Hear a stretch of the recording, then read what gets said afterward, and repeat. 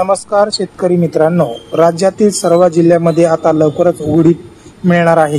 मात्र जाता जाता 9 ऑगस्ट 10 ऑगस्ट पूर्व विदर्भात बऱ्याच ठिकाणी, काही ठिकाणी खानदेशमध्येही मोजक्या ठिकाणी आणि पश्चिम महाराष्ट्रात ठिकठिकाणी मध्यम स्वरूपाचा पाऊस राहील व सटकारे भाग बदलत पडतील। मित्रांनो, 10 तारखेपासून म्हणजेच उद्या एक सूर्यदर्शन चांगलंच मिळणार आहे।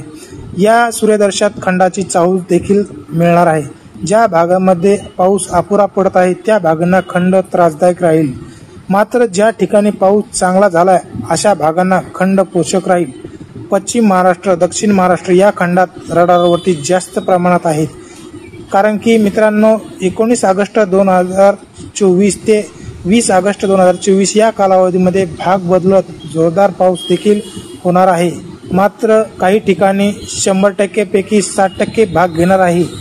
25 जुलैला दिलेल्या खंडाच्या रिपोर्टनुसार आपण माहिती करीत आहोत की याच ठिकाणी महाराष्ट्राच्या बहुतांश जिल्ह्यामध्ये अखंड 7 सप्टेंबर तारखेपर्यंत असू शकतो। त्यानंतर प्रतिमेचा जोर प्रवास दिनांक 16 सप्टेंबर या कालावधीमध्ये सुरुवात करेल, असेच आपले हवामान अभ्यासक तोडकर साहेब यांनी दिलेली माहिती 4 जुलैपासून ते भाकीत याने ठरवलेले आहे। 2023 मध्ये त्यांनी अलिनोचा खंड सांगितला होता, त्यामुळे त्यांचा हा अंदाज 100% यशस्वी होत आहे। मात्र यंदा 2024ला लहाननीचा वर्चस्व आहे, त्यामुळे 70 ते 75% भागांना खंडाची जास्त तीव्रता जाणार आहे। या उलट खंड काही ठिकाणी पोषक असणार आहे।